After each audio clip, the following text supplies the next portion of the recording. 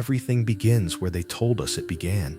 That is the first thing we learn. History has a starting point, a zero moment, a line in time before which nothing relevant worth remembering existed. We were taught that line with such certainty, with such repetition, that we stopped questioning it. We absorbed it the way we absorb our mother tongue, effortlessly, without resistance, without even noticing we were learning it. And yet something persists, a small discomfort, almost imperceptible, that surfaces in certain moments. When you see a photograph of a ruin that shouldn't exist where it exists. When you read a quote from an ancient text describing something that, according to official history, hadn't been invented yet. When you find yourself wondering, almost involuntarily, why so many civilizations separated by oceans and centuries narrate exactly the same story about a previous world that was destroyed. That discomfort is not paranoia, it is intuition. And tonight we are going to follow it wherever it leads. Let's start with what we know, with what they told us we know. The official version of human history is, in general terms, the following. Approximately 300,000 years ago, Homo sapiens emerged in Africa. For most of that time, it lived as a hunter-gatherer, moving in small groups, without permanent architecture, without writing, without large social structures. About 12,000 years ago, more or less at the end of the last ice age, something changed. Humans began to settle, they began to cultivate, they began to build villages, then cities, then empires. About 5,000 years ago, more or less, writing appeared, and with it documented history. Everything before that is prehistory, what archaeologists reconstruct fragment by fragment, bone by bone, stone tool by stone tool. This is the standard narrative. It is coherent, it is backed by decades of rigorous research, and it gives a feeling of solidity, of certainty, of firm ground beneath your feet. But the firm ground has cracks, and the cracks don't begin at the margins of science. They don't begin in internet forums or self-published books. They begin at the most respected archaeological sites in the world, in peer-reviewed academic journals, in statements from researchers who for years resisted what their own findings were telling them because what they were being told didn't fit the framework they had for interpreting the world. Göbekli Tepe is the first name you need to remember tonight. It is in southeastern Turkey, in the hills near the city of Şanlıurfa. It was systematically excavated from 1996 by the archaeologist Klaus Schmidt, who worked there until his death in 2014. What Schmidt found changed, quietly but profoundly, the way archaeology understands the origins of civilization. Göbekli Tepe is a complex of monumental structures built approximately 11,600 years ago. It has limestone columns weighing between 10 and 50 tons. It has reliefs carved with precision, animals, abstract figures, symbols that repeat systematically. It has a spatial organization that implies planning, coordination, and some form of centralized authority capable of mobilizing hundreds or thousands of people across generations. The problem is this. According to the standard chronology, when Göbekli Tepe was built, humans still didn't know how to farm. They were hunter-gatherers. And hunter-gatherers, according to the standard model, don't build monuments. They don't have a food surplus to sustain workers who aren't hunting or gathering. They don't have the social organization to coordinate projects of that scale. They don't have, in short, any of the prerequisites that were supposedly necessary to raise a structure like that. The mainstream academic response was to adjust the model. Perhaps social organization precedes agriculture. Perhaps Göbekli Tepe was the catalyst for the agricultural transition. Perhaps humans were more complex than we thought before they began farming. These answers are reasonable, but notice, the finding didn't confirm the model.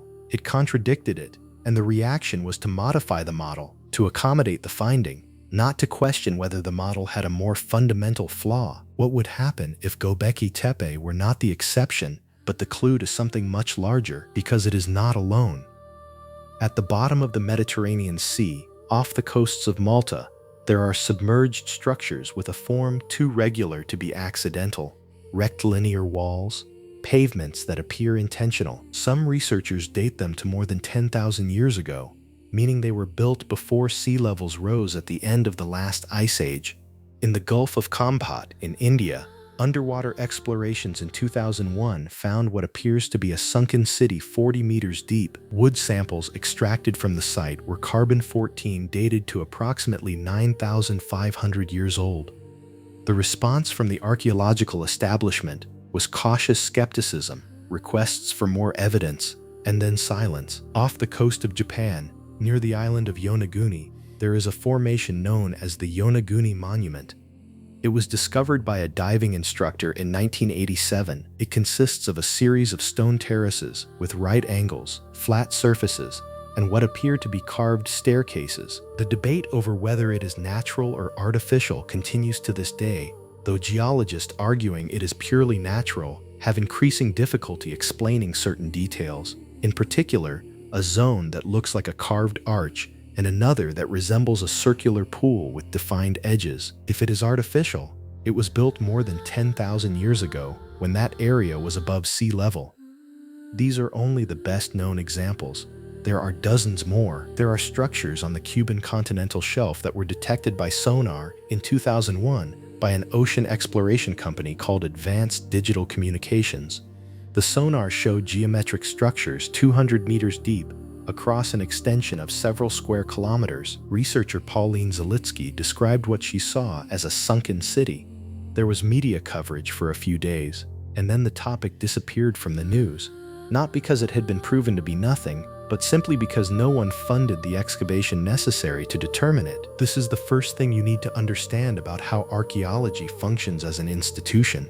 What gets excavated and what doesn't is not only a matter of scientific evidence, it is a matter of funding, of academic consensus, of reputational risk. An archaeologist who dedicates their career to investigating a sunken city that turns out to be a natural formation has wasted years and money. An archaeologist who ignores a formation that could be artificial because it doesn't fit the standard model pays no professional cost. The system has a structural bias toward confirmation of consensus, and that bias determines what evidence gets investigated and what is left to sleep underwater. But the anomalies are not only underwater, they are also in museums, in the collections that curators call OO parts, out-of-place artifacts, objects that, according to the dating of their archaeological context, shouldn't exist when they existed. The Antikythera device is the most famous. It was found in 1901 in a Roman shipwreck off the Greek island of Antikythera. For decades, no one understood what it was. A set of corroded, fragmented bronze gears that didn't appear to have any obvious function. It wasn't until the 1970s with X-ray analysis that researchers began to understand its mechanism, and what was found left investigators speechless. The Antikythera device is a gear mechanism of extraordinary complexity.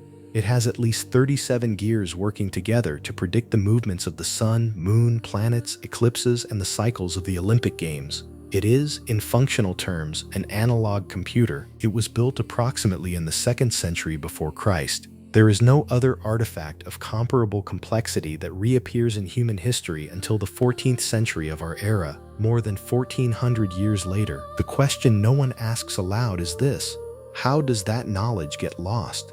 How does a civilization capable of manufacturing a mechanism of that precision leave no technical tradition that survives? How is it possible that that level of engineering is apparently a dead end rather than a stepping stone in a continuous ladder of technological development? The standard answer is that it was a brilliant exception, a manifestation of the individual genius of some anonymous mechanic from Hellenistic Greece, a flower that bloomed alone and had no offspring.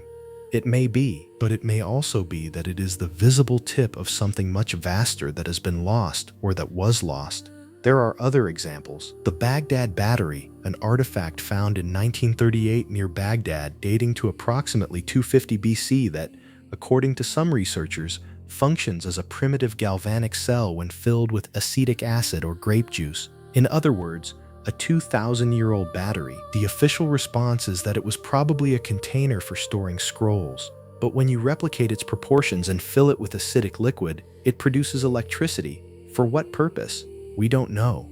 But the capability was there. There are iron columns that have been exposed to the elements for more than 1,600 years without oxidizing significantly, like the Iron Pillar of Delhi, forged approximately in the 4th century of our era, whose metallurgical composition was not replicated by Western technology until the 20th century. There are medieval maps that show Antarctica without ice. The Piri Reis map of 1513, for example, which includes a coastline at the southern extreme that matches surprisingly well with the contours of Antarctica as seen beneath the ice that has been there for at least 6,000 years. There are stone blocks at Pumapunku in Bolivia, carved with millimetric precision and assembled with tolerances that would require modern machinery to replicate, dated to at least 14,000 years of antiquity according to some estimates, though the official dating is more conservative. Each of these cases has its alternative explanation, its reasoned skeptic's argument,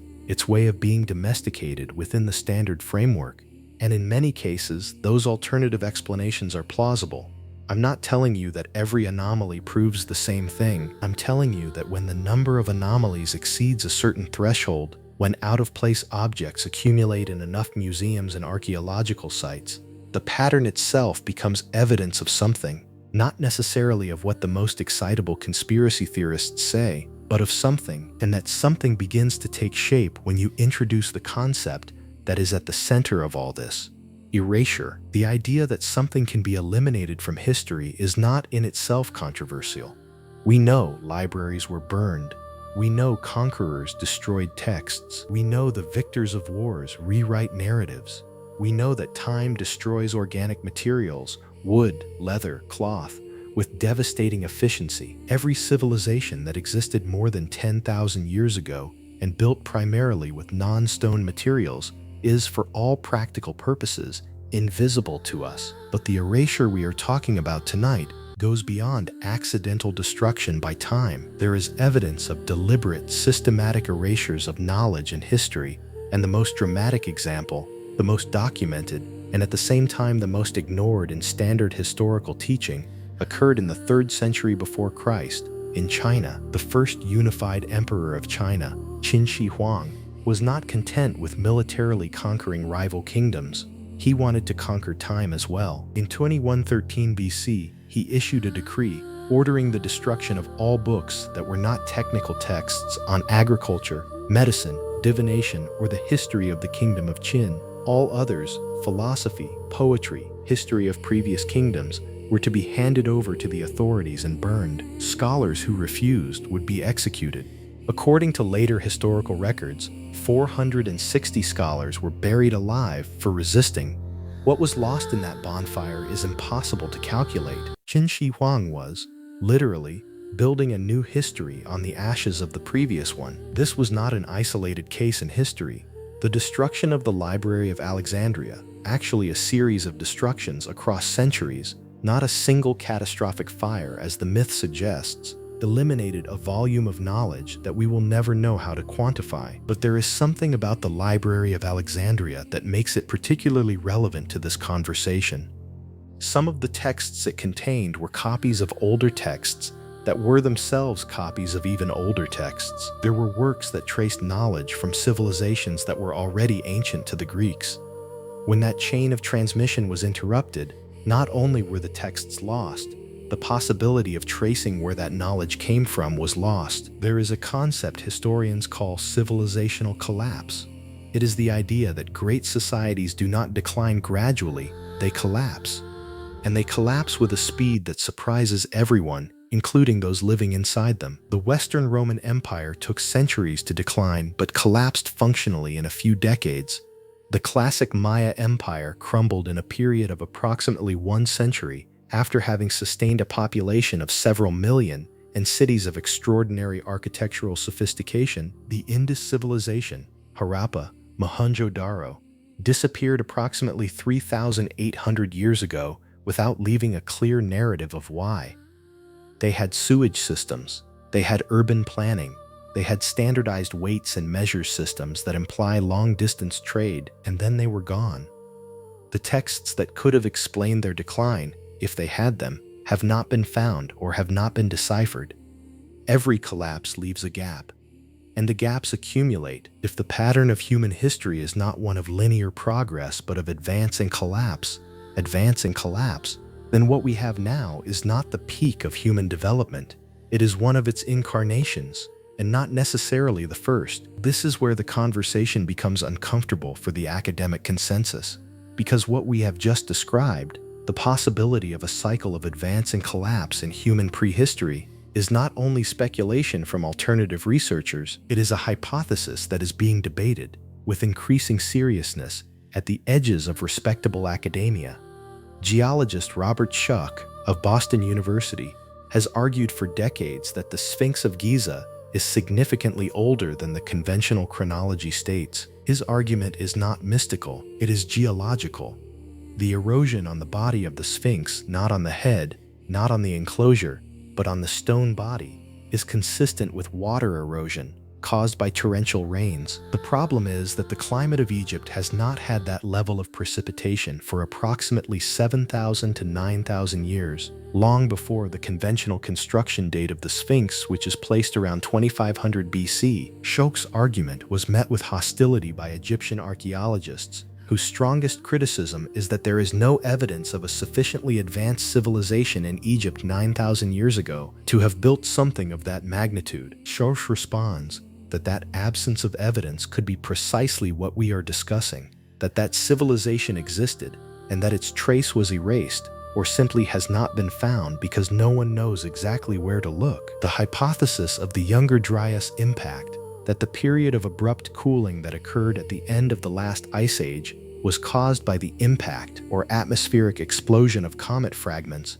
has gained increasing scientific support in recent years. A study published in 2018 in the journal Scientific Reports documented geological evidence of a massive impact event in that period across multiple continents. If that event occurred and the evidence suggests something catastrophic happened approximately 12,800 years ago, then any civilization that existed at that time would have been destroyed, scattered, or reduced to a state of primitive survival from which it took millennia to recover. That would explain why Göbekli Tepe appears seemingly out of nowhere 11,600 years ago, approximately 1,200 years after that hypothetical catastrophe. It would not be a beginning.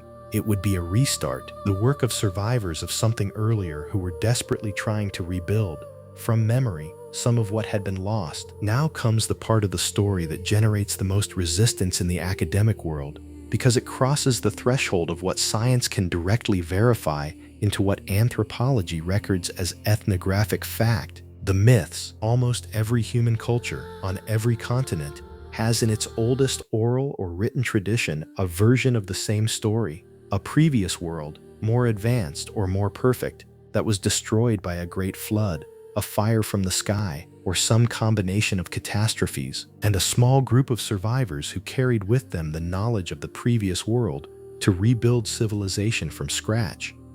The flood of Noah in the Judeo-Christian tradition, Utnapishtim in the Sumerian epic of Gilgamesh, which is the oldest written version we have of that narrative, predating the biblical one.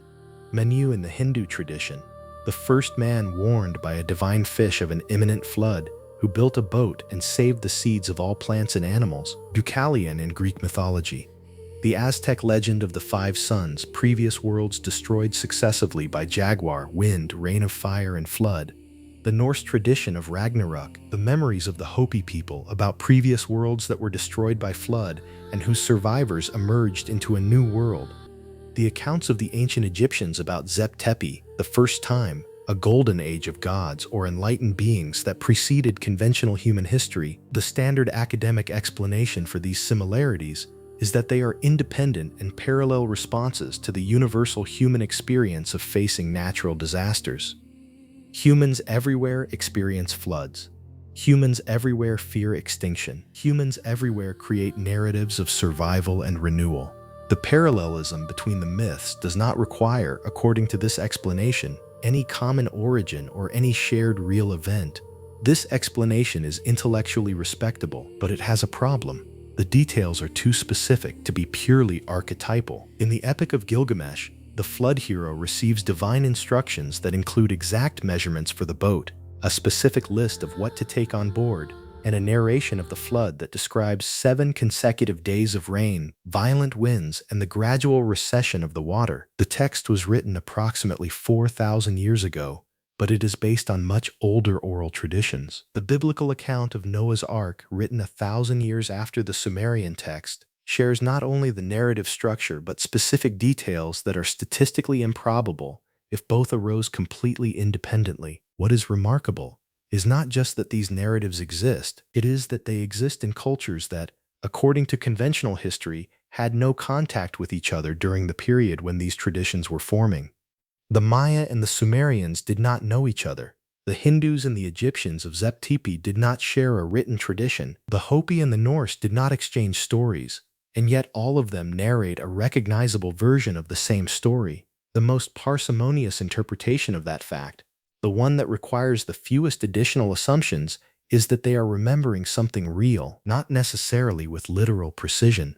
Collective memory transmitted orally for thousands of years inevitably accumulates distortions, elaborations, symbolisms that substitute for raw facts. But the core of the memory, there was a world before, it was destroyed, some survived, and we began again, could be an imperfect but real preservation of a historical event. And if that is the case, then we are facing something that goes far beyond an archaeological curiosity. We are facing the possibility that the human history we know is not the history of humanity, that it is, instead, the most recent chapter of a much longer story, of which we only have fragments in stone beneath the sea, fragments in texts that were almost destroyed, fragments in the oral memory of peoples who never lost the thread of a story that we have almost completely forgotten.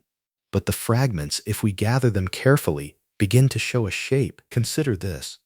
In approximately 10,500 BC, the three stars of Orion's belt, Al-Nitak, Al-Nilam, and Mintaka, were at their lowest point of elevation on the southern horizon of the Egyptian sky. It is the point in the precession of the equinox's cycle, a cycle of 25,920 years, at which those stars are lowest in the sky. Researchers Robert Bauval and Adrian Gilbert argued in 1994 that the arrangement of the three main pyramids of Giza, Khufu, Khafre, and Menkore, corresponds exactly to the arrangement of the three stars of Orion's belt as they were in 10,500 BC, not as they were in 2,500 BC when, according to conventional chronology, they were built. The correspondence includes not only the relative position of the three pyramids to each other, but their orientation with respect to the Nile, which would correspond to the position of the Milky Way in that same year 10,500 BC. The argument is not that the pyramids were built in 1050 and 500 BC,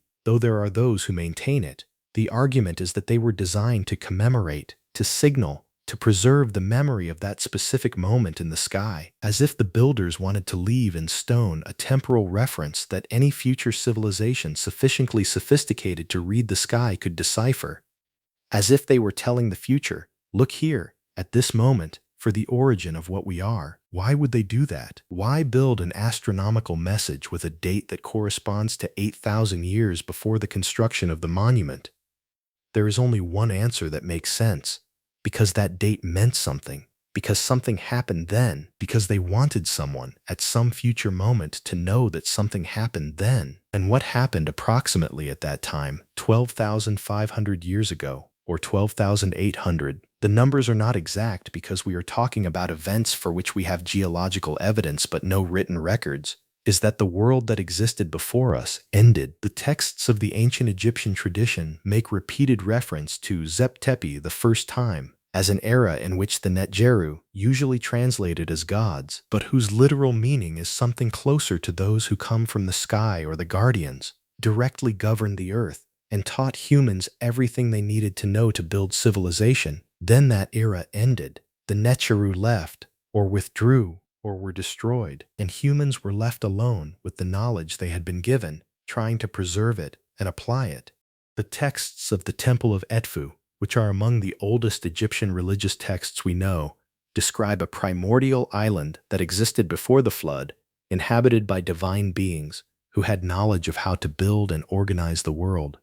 That island was destroyed by darkness and water. A small group of survivors, called the followers of Horus, or the Shemsu Hor, carried that knowledge across the world and used it to found the first civilizations. It is exactly the same pattern as the Hindu Manu, as the Sumerian Utnapishtim, as the Hebrew Noah, as the Greek Deucalion, guardians of the knowledge of a previous world, navigating through catastrophe to begin again. What if they are not just myths? What if they are poorly understood history? What if the line between mythology and historical memory is far more permeable than academia is willing to admit? Consider the case of Troy. For centuries, Homer's Iliad was considered pure fiction, a story of heroes, gods, and battles that never existed anywhere except in the poet's imagination. Then, in the 19th century, a German businessman named Heinrich Schliemann decided to take the text literally. He read the geographic descriptions of the Iliad as if they were instructions for finding a real place. And he found Troy at Hisarlik on the western coast of Turkey, exactly where the Homeric texts suggested it should be. He didn't just find it. He found 9 superimposed cities, each built on the ruins of the previous one. The Troy of the Homeric War was probably the 7th or 6th layer. The story that everyone had dismissed as fiction was at its core a historical memory. If that is possible with Troy, why not with the flood? Why not with Zep Tepe? Why not with the primordial island of the Temple of Edfu? The resistance to taking those texts seriously is not purely scientific. There is in it something that resembles fear. Because if the flood was real, if the previous civilization was real, then the story we tell about ourselves, the story that we are the highest point of human development, the story that we progressed linearly from stone to skyscraper, the story that we are the first to get this far, that story fragments, and what remains is something more uncomfortable and more vast. We are heirs of something we do not fully understand. And that something was destroyed before we could learn it well. The before that we are drawing tonight is not Plato's Atlantis, though we will mention Plato in a moment. It is not a technologically superior civilization that had spacecraft and directed energy weapons.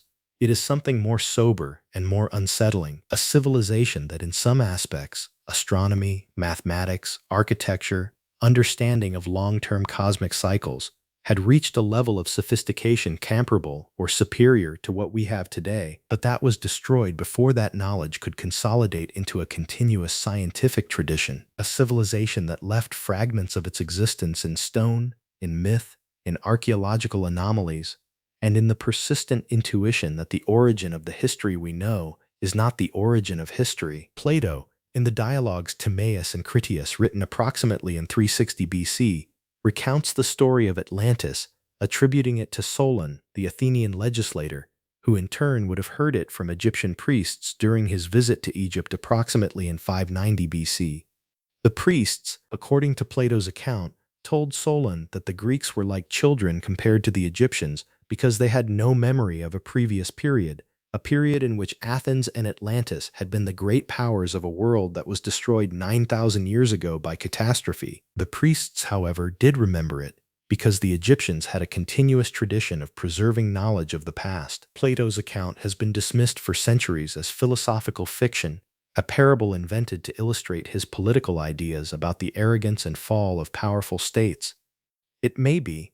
Plato was a philosopher, not a historian, and had philosophical motives to invent a narrative like that. But notice, if the Egyptian priests truly had a tradition of memory of a previous world destroyed 9,000 years before Solon, that places the destruction of that world at approximately 9600 BC, which is extraordinarily close to the date of the Younger Dryas 12,800 years ago, or, in the calendar Plato would use, 9,000 years before 600 BC. The dates coincide within the margin of error of an oral tradition transmitted for 9,000 years. That proves nothing. But it is not nothing.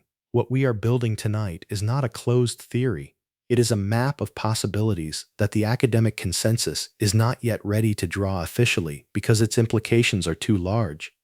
The map has gaps. It has zones marked with "here be monsters" where the evidence is scarce or ambiguous. But it also has zones where the evidence accumulates with a persistence that is increasingly difficult to ignore. Something existed before what we call the beginning of history, that something was destroyed, or destroyed itself, or was destroyed by something external. Its survivors carried with them fragments of its knowledge and tried to preserve them in the only ways that could resist time, in stone, in myth, in oral tradition transmitted across dozens of generations until someone finally invented writing and put them into words. Those texts are the flood myths. They are not fantasy. They are the newspaper of a catastrophe that had no printing press. And among the fragments of that newspaper, if you read with enough attention, there is something more than the story of destruction. There are clues about what existed before. The Sumerian texts describe the Anunnaki teaching humans the Me, a set of divine knowledge that included concepts like justice, descent to the underworld, arts and crafts, and principles of social organization. The Me were, according to the text, conceptual entities with independent existence that could be stolen, transferred, or lost. The idea that knowledge has an existence of its own, that it can be preserved or destroyed, as if it were a physical object, reflects a traumatic experience of knowledge loss. Only a civilization that has lost knowledge it once had describes knowledge that way, as something precious, fragile, stealable. The Hermetic texts of Greco-Roman Egypt, attributed to the mythical Hermes Trismegistus, contain fragments that seem to refer to a previous era of wisdom that was interrupted. In the Asclepius, one of those texts, there is a passage that describes the fall of Egypt, not the historical fall we could document, but a cosmic fall, a loss of connection with sacred knowledge, as something that has already occurred or will inevitably occur. The voice of the text speaks with the melancholy of someone remembering something that no longer exists. The sacred city of Egypt, the text says, will be abandoned and filled with tombs and the dead. Only the words carved in stone will remain, telling the stories of the achievements of the devout. Words carved in stone. As if the author knew that stone is the only material that survives catastrophe. As if they had learned that lesson the hardest way. As if the monumental monuments, the pyramids, the temples, the colossal statues, were not only manifestations of power or religious devotion, but deliberate archives built in the only material that can survive 12,000 years of wind, water, and time. What kind of civilization would build an archive in stone? One that knows that paper, ceramic, wood archives will be destroyed.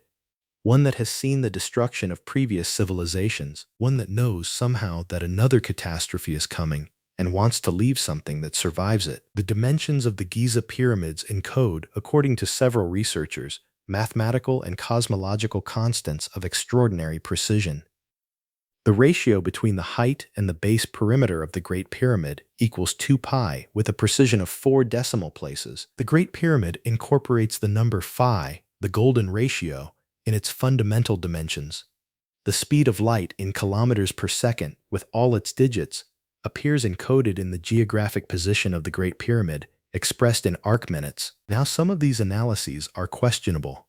When you measure enough aspects of a sufficiently large object, you will find coincidences with any number you look for. But the concentration of those correspondences in a single monument, supposedly built by a civilization that had neither calculators nor globally standardized measurement systems, is at least statistically striking. What if the pyramids are a library, not of texts, but of knowledge encoded in stone in the most durable way possible? A message to the future from a civilization that knew its end was coming, a message that says, we got this far, we knew this, take this knowledge and carry it further. It is not such a strange idea. We do similar things. The Global Seed Vault in Norway stores seed samples from around the world in an Arctic archipelago designed to survive wars, pandemics, and catastrophic climate change. NASA's Westpac project sent plaques with information about humanity on the Voyager probes, messages for any future intelligence that might find them. We know, at some level, that civilizations are fragile, and we act accordingly. Why wouldn't they have done the same? The structured before we are drawing tonight is not Plato's Atlantis. It is not a technologically superior civilization with spacecraft and energy weapons. It is something more sober and more unsettling, a civilization that in some aspects had reached a level of sophistication comparable or superior to what we have today, but that was destroyed before that knowledge could consolidate into a continuous tradition. A civilization that left fragments of its existence in stone, in myth, in archaeological anomalies, and in the persistent intuition that the origin of the history we know is not the origin of history, and there is something more, something that requires you to stop for a moment and process carefully. If all of this happened once, the advance, the peak, the catastrophe, the restart, the slow and painful reconstruction from scratch, then the question that follows naturally is not whether it happened, but how many times it happened, because the geological history of the Earth is not a story of stability interrupted by one exceptional catastrophic event. It is a story of cycles. There is evidence of comet and asteroid impacts on timescales ranging from tens of thousands to millions of years. There is evidence of supervolcanoes that have changed the global climate in previous eruptions. There is evidence of reversals of the Earth's magnetic field that weaken the shield protecting us from cosmic radiation during transition periods that can last centuries. There is evidence that the Earth's orbit has cycles, the Milankovitch cycles, that dramatically affect the global climate with mathematical regularity. If humans have been on Earth for 300,000 years, and if those catastrophic cycles occur every 10,000 to 100,000 years, then the history we know, the last 5,000 years of documented civilization, is not enough to see the complete pattern. It is like trying to understand the cycles of the seasons having lived only 3 months. You can see that there have been changes, but you cannot see the cycle. How many cycles have we lived through? How many times has humanity reached a level of sophistication and organization comparable to the present or superior, and been swept away? How many restarts are there in our history that we do not remember because the records of those cycles were destroyed by the catastrophe itself, or by time, or deliberately by those who came after? The Mayan worldview calculates that we live in the fifth sun, the fifth world. The previous 4 were destroyed. Hindu cosmology speaks of yugas, cosmic ages, that repeat in cycles of tens of thousands or millions of years, each cycle ending in destruction and beginning in creation. The Pythagoreans believed in the eternal return, the idea that time is cyclical, not linear, and that what has been will be again. The intuition that time is cyclical, that history repeats, that what we build can be destroyed and rebuilt again and again. That intuition is at the core of almost all ancient wisdom traditions, not as resignation but as warning, as a user's manual, as the most important message that those who were here before us could leave us. Pay attention to the cycles. Build to last. Preserve what you know in the most durable form possible, because a moment comes when you will have to start over, and the only thing you will have is what you saved. The Great Pyramid of Giza, built with a precision we have not been able to fully replicate even with modern machinery, has survived 4,500 years, or 12,000, according to some researchers, and still stands. The clay tablets of the Library of Nippur in Mesopotamia, burned in fires that destroyed the city, survived precisely because the fire hardened the clay. The message of the Temple of Edfu, carved in granite that can last millions of years under normal conditions, is still readable today. The builders of those things knew what they were doing. They chose their materials with an awareness of impermanence that suggests they had seen, or knew of, the destruction of more fragile archives. And if that is so, if the most mysterious monuments of ancient history are archives built by survivors of a previous civilization who wanted to leave a message, then the most urgent question is not what destroyed that civilization. The most urgent question is, what message did they leave? What is it that we still haven't deciphered? What is carved in stone, encoded in mathematical proportions, preserved in myths that we still don't know how to read? Because there is something that the human being has in common with all its ancestors, in all the restarts there may have been, in all the cycles of construction and destruction that geological history suggests: the capacity to ask questions, the need to understand where we come from and where we are going, the impulse to leave a trail for whoever comes next. And most likely that trail is already here, waiting for us, in a structure we haven't yet studied carefully enough, in a text we haven't yet deciphered, in a pattern in the myths we haven't yet recognized as a map. The day before history, that vast and dark period preceding the 5,000 years of documented civilization, is not empty. It is full of something that was almost erased, but not completely, full of fragments of something that was great, and that ended, and that perhaps did not end without leaving instructions for the next attempt. We don't know what came before, but we know that something came before. And we know that something tried to tell us something. The question is not whether we heard it. The question is whether we are ready to understand it.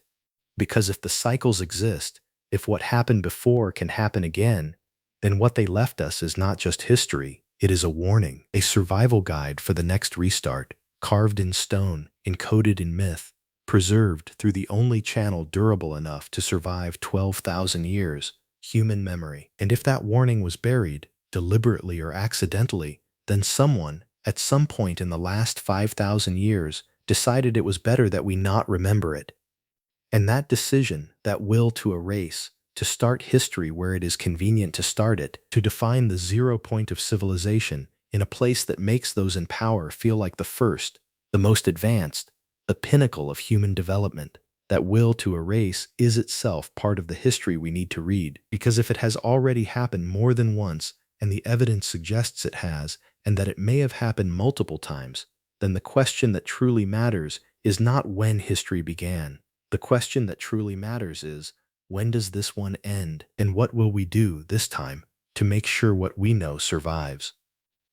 And to answer that question, we need to go back even further, not to the 12,800 years of the Younger Dryas, not to the 11,600 years of Göbekli Tepe. We need to go to a timescale that the human brain instinctively rejects because it has no reference to process it. We need to talk about what geologists call the Pleistocene, the period that began approximately 2,600,000 years ago and ended 11,700 years ago, and about what may have occurred in that enormous stretch of time that is almost never mentioned when we talk about human history. 2,600,000 years. Modern Homo sapiens is 300,000 years old, but hominids, the direct ancestors of humans, with progressively growing brains, with tool use, with complex social life, have been on Earth much longer. Homo erectus appeared approximately 1,900,000 years ago. It had fire. It had tools. It traveled from Africa to Asia and Europe. It lived for almost 2 million years before going extinct. And of Homo erectus, of its cities if it had them, of its knowledge if it accumulated any, of its constructions if it built them in non-stone materials, absolutely nothing remains that we can identify as such. Nothing.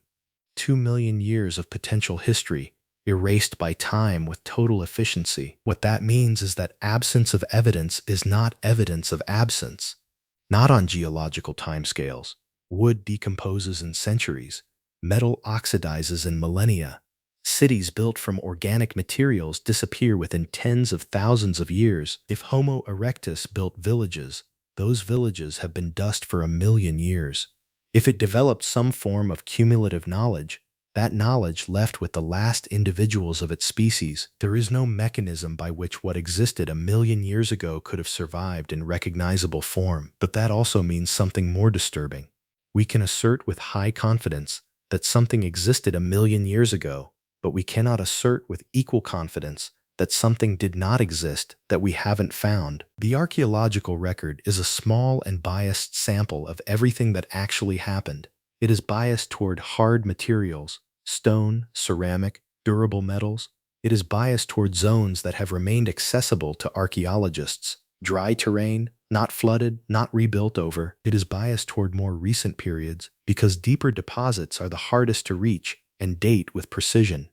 And it is biased toward what archaeologists expect to find, because human perception has a powerful tendency to notice what confirms its expectations and to overlook what doesn't. The philosopher of science Thomas Kuhn wrote in 1962 a book called The Structure of Scientific Revolutions, in which he argued that science does not progress linearly by accumulating knowledge, but through ruptures, paradigms that are replaced by other paradigms. When the accumulation of anomalies that cannot be explained within the prevailing paradigm finally exceeds the tolerance threshold of the scientific community. During the period of anomaly accumulation, the tendency of most scientists is to defend the existing paradigm and find ad hoc explanations for the anomalies, not to abandon the paradigm. Those who propose an alternative paradigm are marginalized, ridiculed, or ignored until the evidence becomes impossible to deny and the paradigm changes,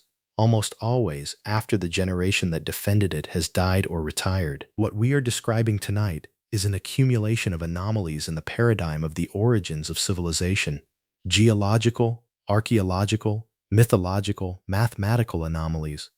None of them is conclusive on its own. Together they form a pattern that is increasingly difficult to ignore. In the paradigm that contradicts them, that civilization began 5,000 years ago, that before that humans were hunter-gatherers without complex structure, that there was nothing before the recorded beginning, that paradigm is under pressure. It is not broken yet, but it is creaking. Let's talk about something that archaeologists do admit without controversy, because it opens an interesting window: the cognitive sophistication of Upper Paleolithic humans. Approximately 40,000 years ago, something happened in human cognition that prehistorians call the Upper Paleolithic explosion, or the revolution of modern behavior. In a relatively short period, humans in Europe and other parts of the world began producing cave art of extraordinary sophistication. The Chauvet caves in France, dated to approximately 36,000 years ago, contain paintings of animals, lions, rhinoceroses, bears, mammoths, horses, executed with a technical mastery that owes nothing to medieval art. The paintings of Lascaux, 17,000 years old, show animals in motion with an understanding of anatomy and perspective that took the Western artistic tradition several millennia to rediscover. This is not primitive art. It is sophisticated art produced by sophisticated minds. The humans who painted the Chauvet caves 36,000 years ago had the same cognitive capacity we have, the same brain, the same potential intelligence, the same capacity for abstraction and symbolic representation. The difference between them and us is not biological. It is cultural accumulation, knowledge, tools, techniques passed from generation to generation. We have 36,000 more years of cultural accumulation than they did, but that means that in those 36,000 years, someone, or many someones, in many places and moments, began to accumulate, began to build on what had been learned. And if that accumulation was interrupted multiple times, by catastrophes, by collapses, by wars or epidemics or climate change, then the line of accumulation that would reach us would be discontinuous. There would be valleys of destruction between the peaks of achievements, and what we have now would not be the product of 36,000 years of continuous accumulation, but the product of the last 5,000 years of accumulation, built on fragments of previous accumulations that were partially destroyed, which changes everything. If we are the product of multiple attempts and multiple restarts, then our current civilization is not the final destination of the arc of human progress. It is the most recent attempt, and like all previous attempts, it is vulnerable to the same types of disruptions that destroyed those that came before. There is an archaeological site in Turkey that was discovered much more recently than Göbekli Tepe and has received far less attention than it deserves. It is called Karahantepe, and it is approximately 40 kilometers southeast of Göbekli Tepe. Systematic excavations began only in 2019. What archaeologists found was another complex of monumental structures, also approximately 12,000 years old, with a feature that has no parallel at any other known site: life-size human figure reliefs carved directly into the rock walls, with a level of anatomical and expressive detail that is extraordinary for any period of prehistory, not just for that era. One of the figures, informally known as the seated man, shows a male human torso with ribs, spine, and musculature sculpted with a precision that a modern sculptor would recognize as the work of someone with deep knowledge of human anatomy and a technical mastery in stone carving that requires years of practice and tradition. Karahantepe and Göbekli Tepe are not accidents. They are not two flowers that bloomed spontaneously in a desert. They are evidence of a building tradition, a culture with institutions, transmitted technical knowledge, and probably some form of centralized social and religious organization. And they are in a region that, 12,000 years ago, was part of what archaeologists call the Fertile Crescent, the zone where agriculture also emerged, more or less in the same era. But here is the anomaly that no one is satisfactorily explaining. If Göbekli Tepe and Karahantepe are the origin of the building tradition that eventually leads to Sumer and Egypt and the great civilizations of the ancient world, Why is there nothing between them? The building tradition in that region does not show gradual progress from simple structures toward more complex ones. Göbekli Tepe and Karahan Tepe are, in terms of complexity and technical sophistication, the most impressive objects of the period. What comes after, for the next 3 or 4 millennia, is in many respects less sophisticated, smaller settlements, simpler constructions, less evidence of large-scale social organization. How do you explain a development curve that begins at a peak of sophistication, descends, and then climbs again 1,000 or 2,000 years later? The standard answer, that Göbekli Tepe was an exceptional ceremonial center that does not represent the general level of the culture of that time, is plausible but incomplete. It doesn't explain how a culture that can build Göbekli Tepe leaves no continuous building tradition that evolves from that point. Unless the building tradition didn't begin at Göbekli Tepe, unless Göbekli Tepe is the end of a tradition, not the beginning, unless the builders of Göbekli Tepe had teachers, and those teachers lived in a world that was destroyed, and Göbekli Tepe is the last and most desperate effort of their heirs to preserve something of what had been lost. And then even that was buried, deliberately. Archaeologists have confirmed that Göbekli Tepe was intentionally backfilled, covered with earth and stones, in a process that took generations. It was not abandoned and forgotten. It was carefully buried, as if those who buried it wanted to preserve it, or hide it, or seal it. And for 12,000 years, it was there, beneath a hill that local farmers called the Belly, Göbekli in modern Turkish, waiting. There is something disturbing about that deliberate burial, a structure that took centuries to build, buried by the same hands that built it, or by their direct descendants. Why? Interpretations range from the ritual, the end of a ceremonial cycle that required sealing the site, to the practical, protecting it from an imminent threat. No explanation is completely satisfactory, but the possibility that it was buried to protect it, to preserve it, so that something would survive what was coming, is consistent with everything else we have discussed tonight. The pattern of deliberate preservation appears in other contexts too. The King's Chamber in the Great Pyramid is built with a precision that has withstood more than 4,000 years of earthquakes, including a massive earthquake in the 14th century that damaged the exterior of the pyramid but did not disturb the inner chamber. The pink granite of Aswan used in its construction was brought from more than 900 kilometers to the south, an extraordinary logistical effort when limestone was available locally. Why bring that specific granite? Because the pink granite of Aswan is one of the most durable building materials in existence. A structure built with it can survive tens of thousands of years under normal conditions. There are also the pyramid texts, the oldest inscriptions of the Egyptian religious tradition, found on the walls of Old Kingdom pyramids dated to approximately 4,300 years ago, but researchers who have studied them in depth point out that their content consistently refers to practices, rituals, and knowledge that are older than the pyramids themselves, that the texts are copies or adaptations of an oral tradition that predates writing by an unknown but possibly very long period. One of the most recurring concepts in those texts is that of eternal renewal, the idea that the dead king transforms into a star, joins the gods who ruled in the first time, and from there continues to exert an influence over the world of the living. What is remarkable is not the spiritual concept itself. Versions of that concept exist in almost every culture in the world. What is remarkable is the astronomical specificity. The pyramid texts describe specific constellations, specific movements of the sky, specific alignments that are physically verifiable. They are not pure metaphor. They are instructions, and the instructions have temporal coordinates that point, again, to an era prior to the construction of the pyramids. A continuous astronomical tradition of 3 millennia requires institutions. It requires schools where knowledge is transmitted from generation to generation. It requires records. It requires observation instruments. It requires, in sum, an organized and persistent civilization. The Egyptians of the Old Kingdom clearly had all of that. But if their astronomical tradition goes back to 6000 BC, then the institutions that preserved that tradition predate the Old Kingdom by almost 4,000 years. Where are those institutions? Where are their records?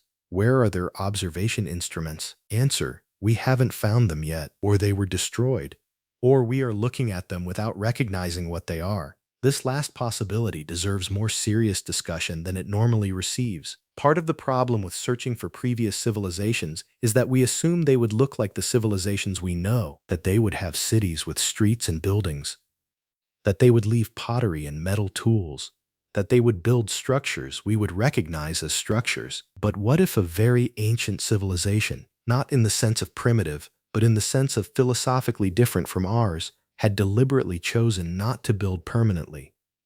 There are indigenous traditions around the world, in Australia, in the Americas, in Africa, that have extraordinarily deep knowledge of astronomy, biology, geography, and natural cycles, but transmitted exclusively orally and experientially, without any physical trace that a future archaeologist could identify as evidence of sophistication. Australian Aboriginal peoples have orally transmitted astronomical maps that are verifiably accurate and that, according to some researchers, are up to 50,000 years old, which would make them the oldest continuous scientific records in the world. But they left no libraries, no monuments with inscriptions, no dated pottery. The only record of their knowledge is the knowledge itself, living in the minds and voices of the people who preserved it. How much of that type of knowledge, deep, precise, ancient, but non-material, has been lost without leaving any physical trace for us to find? How many traditions of knowledge as rich as the Australian Aboriginal were interrupted by conquest, by disease, by dispersal, and disappeared without leaving a trace, simply because there was nothing material to survive? The Indus Valley Civilization, Harappa, Mohenjo-Daro, and the dozens of related cities distributed across a territory larger than ancient Egypt or ancient Mesopotamia developed a writing system that has still not been deciphered. There are thousands of inscriptions on stone tablets and ceramic seals, and no one knows what they say. When that writing system is deciphered, if it ever is, it could reveal a completely different story from what we believe we know about that civilization, or it could reveal connections with other traditions that would change our understanding of how knowledge was diffused in antiquity. All of this builds toward an image that is simultaneously humble and unsettling. We know almost nothing about what happened before 5,000 years ago, and the little we do know is tremendously biased by what survived time and deliberate destruction. We live on the ruins of something we don't fully understand, and the deepest ruins, those corresponding to the oldest periods, are the ones most buried, most eroded, most obscured by time. But there is something that persists through all that darkness, something that no catastrophe, no library fire, no deliberate burial has been able to completely erase. And it is the knowledge that lives in the forms of the world itself, the astronomical cycles that the builders of Göbekli Tepe and the pyramids incorporated into their monuments continue to occur exactly as they always have. The precession of the equinoxes continues to describe its cycle of 25,920 years, with the same mathematical precision it described 12,000 years ago. The stars continue to be where the astronomers of Göbekli Tepe observed them. The proportions of the cosmos, the golden ratio, the number pi, the relationships between planetary orbits that Kepler rediscovered in the 17th century did not change when Rome fell, or when Alexandria burned, or when Göbekli Tepe was buried. The knowledge encoded in the relationships of the natural world is the only truly catastrophe-proof knowledge, because it requires no one to deliberately preserve it. It is there in the structure of the world, waiting for someone to rediscover it. And that suggests something about the nature of the knowledge we find in ancient traditions. When the Hindu Vedas describe the cosmic dance of the universe in terms that resonate with modern quantum physics, when the Pythagorean tradition describes the cosmos as mathematically ordered in a way that Galileo and Newton confirmed 2,000 years later, when the Mayan calendars predict astronomical phenomena with a precision that would require centuries of systematic observation, these are not coincidences. They are evidence that at some point somewhere someone observed the world with enough attention to see its deep patterns, and that knowledge was transmitted, though in fragmentary and imperfect form, across the catastrophes and collapses that interrupted it. The transmitters of that knowledge did not always know they were transmitting science.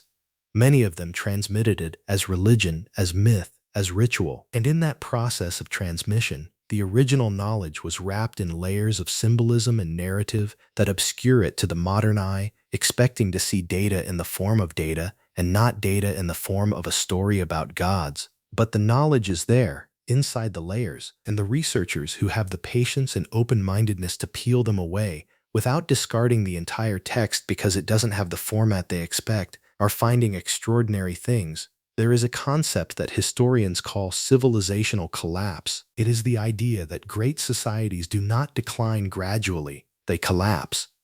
And the pattern of that collapse is remarkably consistent across cultures and centuries. There is a phase of increasing complexity, of centralization, of specialization that makes the system more efficient but also more fragile. There is a phase of diminishing returns, where the cost of maintaining the complexity begins to outweigh its benefits. And there is a phase of rapid disintegration, where systems that took centuries to build dissolve in decades or years. The Roman Empire, the classic Maya, the Bronze Age palace civilizations that collapsed simultaneously across the eastern Mediterranean approximately 3,200 years ago in what historians call the Late Bronze Age collapse, one of the most dramatic and still only partially understood civilizational collapses in recorded history, in which at least 7 major civilizations, including the Mycenaean Greeks, the Hittites, and several others, disappeared within roughly 50 years. What caused the Late Bronze Age collapse? The honest answer is that we don't know with certainty. There were droughts, there were migrations of peoples the Egyptians called the Sea Peoples, there were earthquakes, there may have been internal rebellions. The most compelling current hypothesis is that it was not any single cause but a cascade, a system so interconnected and so optimized that when one part failed, the failure propagated through the entire network with catastrophic speed. The interconnection that made the Bronze Age trading system so productive also made it so fragile that a disruption in one region could bring down civilizations thousands of kilometers away. Does that sound familiar? A global system so interconnected and optimized that a disruption in one part cascades through the entire network. A civilization that has sacrificed resilience for efficiency. A world in which the supply chains for the most basic necessities cross multiple continents and require the continuous functioning of systems that have never been seriously tested by a civilizational scale disruption. The people who lived through the Late Bronze Age collapse did not know it was happening until it was already too late to stop. The palace bureaucracies were still writing their administrative tablets when the system that sustained them was already in the process of collapse. The last tablets from some of these sites record normal administrative activities, shipments of grain, inventories of bronze, records of personnel, with no indication that those scribes knew their world was weeks or months away from ending. That is what civilizational collapse looks like from the inside. Not a dramatic announcement, not a warning signal that everyone can see.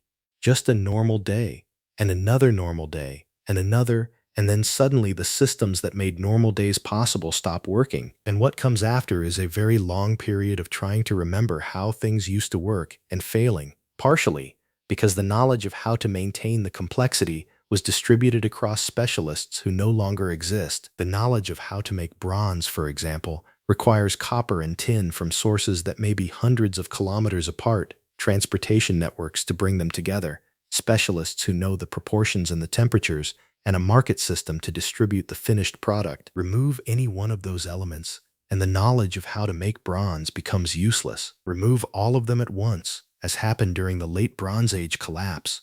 And within a generation or two, the knowledge itself begins to fade, because there is no one practicing it, no one teaching it, no demand for it in a world that has reverted to simpler technologies. Multiply that across every domain of knowledge: metallurgy, architecture, astronomy, mathematics, administration, medicine, and you begin to understand how a sophisticated civilization can lose centuries of accumulated knowledge in decades, not because the knowledge was deliberately erased, simply because the social structures that sustained it ceased to function, and knowledge without institutional support evaporates like water in desert air. This is what most likely happened to whatever civilization existed before the Younger Dryas boundary. Not a dramatic, deliberate erasure, though some deliberate erasure may have occurred later, simply the dissolution of the social structures that sustained the knowledge, followed by millennia of survival under conditions that made the reconstruction of complexity nearly impossible, followed by a slow partial recovery that eventually produced what we now call the first civilizations. And the fragments that survived: Göbekli Tepe, the astronomical traditions encoded in the pyramids, the flood myths transmitted across the world, are not the complete library of what was known. They are what washed up on the shore after the wreck, the pieces that were sturdy enough, or lucky enough, or important enough to the survivors to be carried through the catastrophe and preserved in whatever form was available. Think about what you would save if you knew your civilization was about to collapse and you had one generation to preserve what you could. Not everything. There isn't time for everything. You would save what seemed most fundamental, what would be most useful for rebuilding, what captured the deepest patterns of how the world works. You would save the astronomical knowledge, the cycles, the patterns, the ability to navigate and predict seasons, because without that, agriculture is impossible and civilization cannot restart. You would save the mathematical knowledge, the proportions, the relationships, the structures, because those are the foundation of everything else. And you would wrap that knowledge in the most durable form available, encode it in the most memorable format possible, and entrust it to the people most likely to survive and to pass it on. That is what the monuments are. That is what the myths are. They are the curriculum of a civilization that knew it was dying and tried to give its children enough to rebuild. And we are those children. All of us, everywhere, regardless of culture or language or geography. We are the descendants of the survivors of whatever happened at the end of the last ice age. The knowledge our ancestors preserved for us is encoded in the structures they left, in the stories they told, in the sky that they mapped and named and turned into a clock and a calendar and a compass. We have forgotten most of it. We rediscovered some of it independently. We are still deciphering other parts of it, and there are parts we haven't even recognized as parts of it yet. Things we look at and see only myth, only religion, only primitive superstition, when what we are actually looking at is a message in a language we have partially forgotten how to read. The work of understanding where we come from is not just an academic exercise. It is not just curiosity about the past. It is a navigation tool for what comes next, because the cycles are real. The evidence for that is geological, not speculative. The question is not whether the next disruption will come. The question is whether we will be the civilization that finally breaks the cycle, that builds something resilient enough, distributed enough, encoded deeply enough in human culture and memory that no single catastrophe can erase it completely. We have tools for that now that our predecessors didn't have. A global communication network that can transmit knowledge across continents in seconds. Digital archives that can preserve information in multiple redundant locations simultaneously, a scientific understanding of the astronomical and geological cycles that threaten us, deep enough to potentially give us decades or centuries of warning before the next major disruption, an international community of researchers specifically dedicated to identifying and mitigating existential risks. We have the tools. What we lack so far is the cultural recognition that the risk is real, the willingness to look at the evidence of what happened to those who came before us and take it seriously, the humility to acknowledge that we are not the end of history but a point within it, and that points within history are vulnerable in ways that feel impossible from the inside until they aren't. The day before history is not a comforting story. It does not end with a reassuring resolution. It ends with a question that each generation has to answer for itself, in the specific context of the risks it faces and the tools it has available. The question is not new. It has been asked before by people who built their answer in stone on a hilltop in southeastern Turkey, or encoded it in the proportions of a pyramid visible from space, or wrapped it in the story of a man and a boat and a flood and a world beginning again. Their answer was, preserve what matters most. Encode it in the most durable form you have. Trust that whoever comes after will be able to read it if they look carefully enough. We are looking. Some of us are finally looking carefully enough. And what we are beginning to see in the accumulated weight of the anomalies and the myths and the monuments and the geological record is not just the shadow of a lost civilization. It is a mirror, a reflection of ourselves, of our potential and our fragility, and our persistent, stubborn, beautiful tendency to build things and name them and try to understand where we are in the vast, dark story of this world. We are not the first. We may not be the last. But we are here, tonight, asking the same questions that every civilization before us has asked at some point in its existence. And the fact that we are still asking them, that the questions survived all the collapses and all the erasures and all the long silences between one attempt and the next, is itself evidence of something. Evidence that the story is not over, that whatever was lost can be found again, that the knowledge encoded in stone and myth and the structure of the sky itself is waiting patiently for the civilization that is finally ready to receive it completely. We may be that civilization, or we may be the ones who get close enough to leave better clues for the one that comes after us. Either way, the work is the same. Look carefully, preserve what matters, build to last, and remember that what you are building stands on the foundations of everything that was built before. Whether you can see those foundations or not, they are there, beneath the earth, beneath the water, in the oldest stories your culture tells about itself, in the sky above you every clear night, turning with a precision that was mapped by hands that have been dust for longer than civilization has had a name for itself. The day before history is not behind us, it is under us, it is in us, it is the ground on which everything we are was built. And the question that will follow you out of tonight, into tomorrow and the week after and the year after that, if you let it, is simply this: what would you do differently if you knew that everything we have built could be erased? What would you preserve? What would you encode in stone, or in story, or in the memory of your children, so that whoever comes after the next great silence would know that we were here and that we understood something, and that we tried to leave it for them? That question has no easy answer, but it is the most important question that any civilization can ask itself. And the fact that you are asking it tonight means that, in some small way, the message from before the beginning of history has reached you. Across 12,000 years of silence and catastrophe and forgetting and remembering, it reached you.